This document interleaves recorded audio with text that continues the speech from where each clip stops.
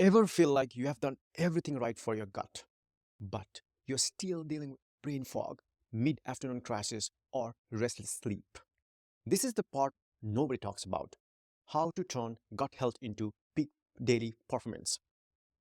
We are talking energy, focus, emotional clarity, better sleep, and long term metabolic health.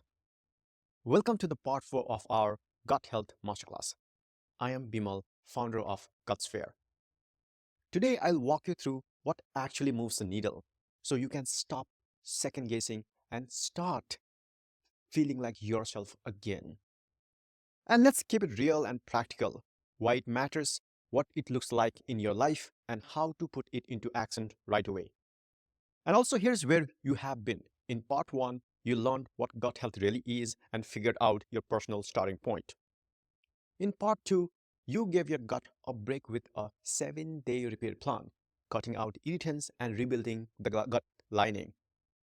And in part 3, you started to build resilience, reintroducing foods, strengthening your microbiome, and learning how to listen to your symptoms. And now it's time for part 4.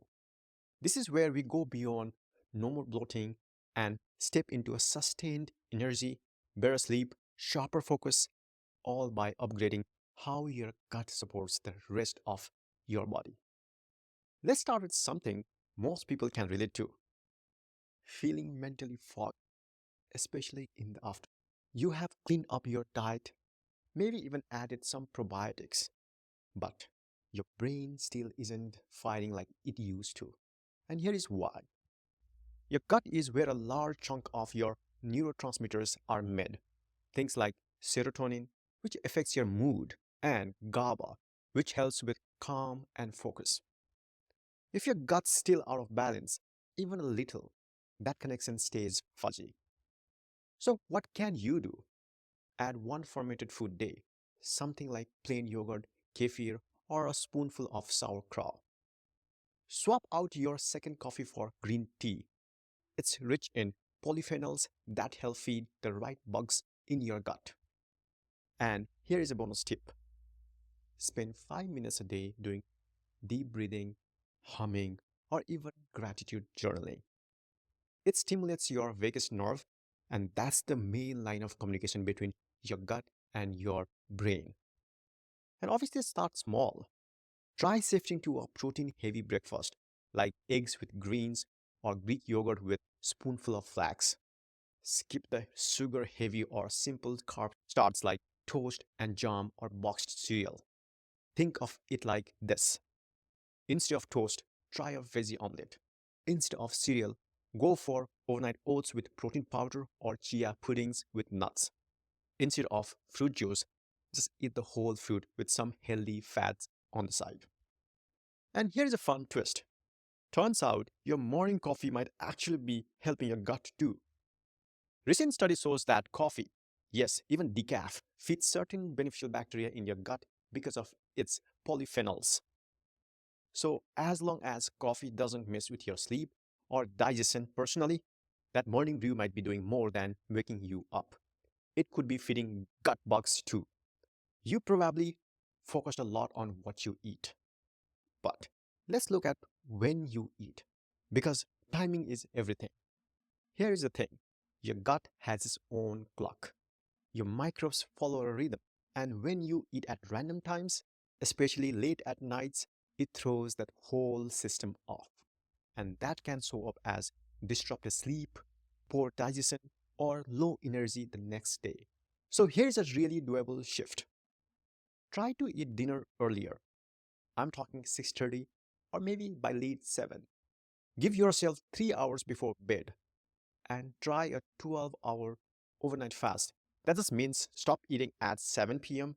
and don't eat again until 7 a.m. You don't need to be perfect, but even a few nights a week of this can really help reset your gut's rhythm. It will lead to better digestion, more stable energy, and deeper sleep. Let's talk sleep for a second. It's the single most underrated gut repair tool and one of the first things to suffer when your gut is off. Your gut microbes follow your sleep wake rhythm. If your sleep is all over the place, so is your gut microbiome. And obviously, that can lead to slower motility, sugar cravings, and even low grade inflammation. So, how do you support gut aligned sleep? Keep your evenings screen free at least 30 minutes before bed. Keep your bedroom dark and cool. And if your dinner is too close to the bedtime, shift it earlier, even by 30 minutes. That small change helps your gut wind down and supports deeper sleep.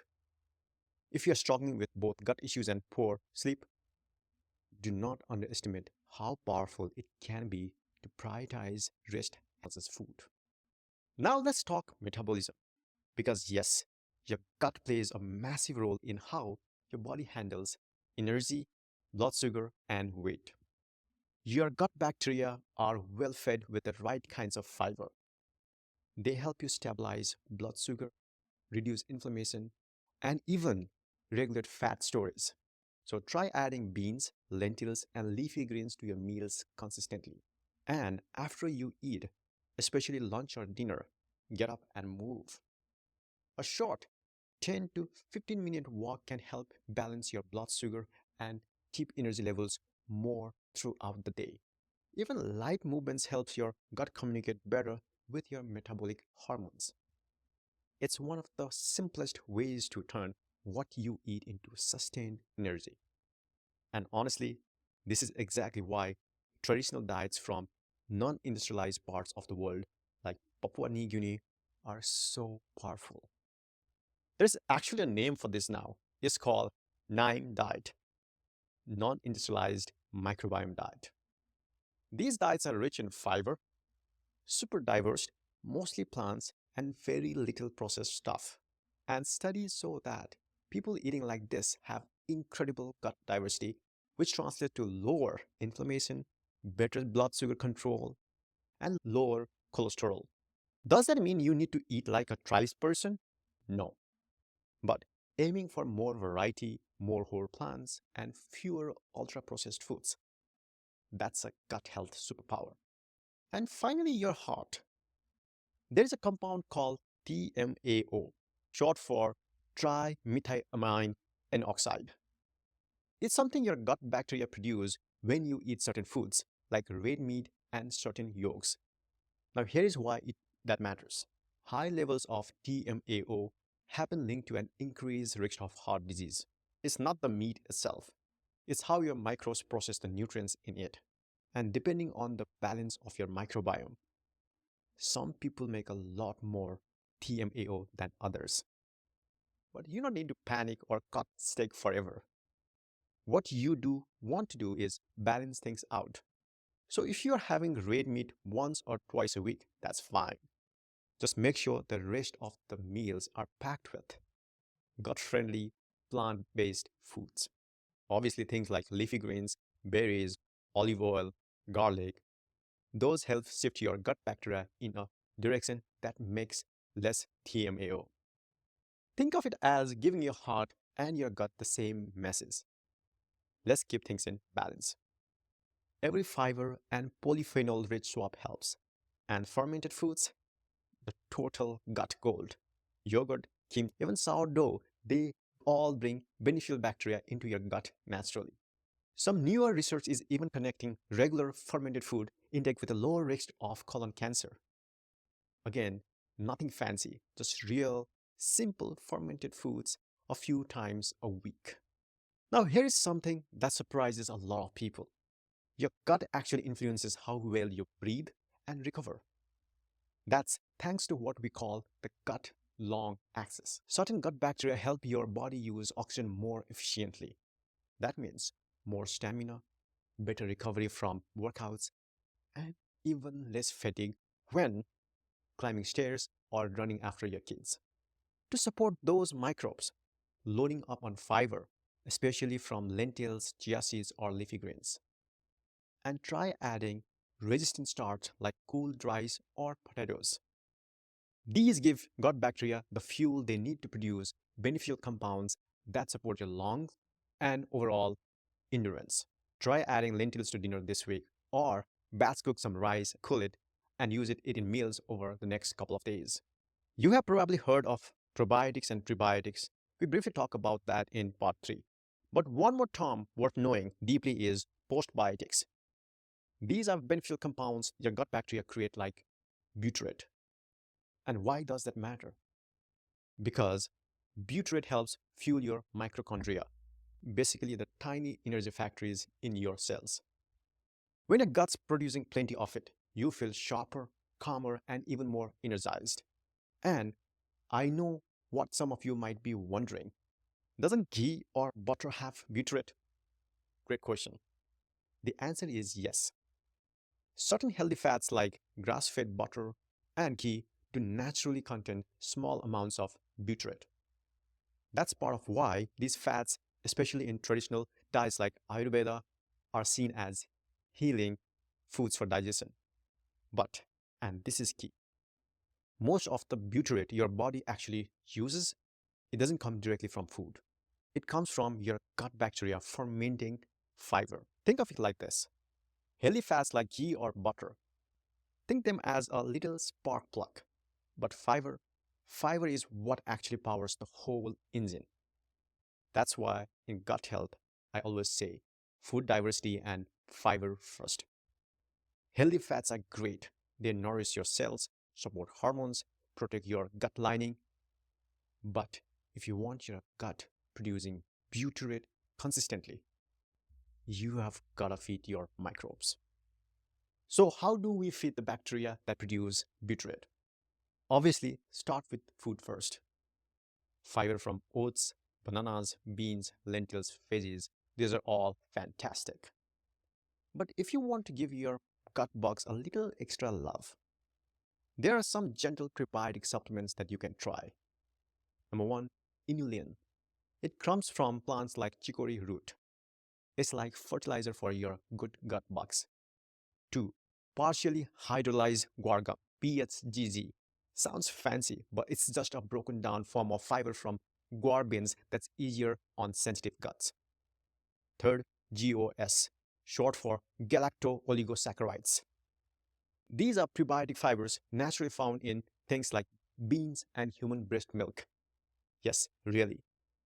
They're especially good at feeding beneficial bacteria like bifidobacteria. Now, do you need supplements? Not necessarily.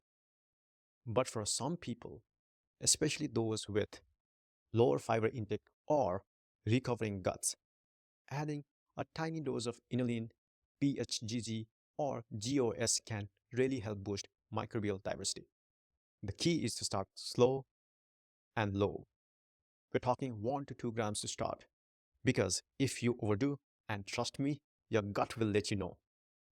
But remember, food first always, supplements are just bonus tools, not shortcuts. Now let's flip the lens. Your gut isn't reacting to what you eat, it's reacting to your life. If you are feeling off, your gut will often tell you first. Bloating during a busy week, sugar cravings before a deadline, these are often early signs of stress overload. Start tuning into that. Try tracking how your digestion feels alongside your stress levels, even just once a day. You can use the GutSphere app or a Notes app on your phone. After a few days or weeks, you'll likely see patterns that help you course correct before things spiral. So try this tonight. Rate your stress, energy, and digestion on the scale of 1 to 10 before bed. Keep it simple. Insight starts with awareness. Now, if you have got your basics down and you're starting to feel good, awesome. Here are a few extra practices to consider. Number 1, try 30 seconds of cold water at the end of your shower. It can activate your metabolism and reduce inflammation.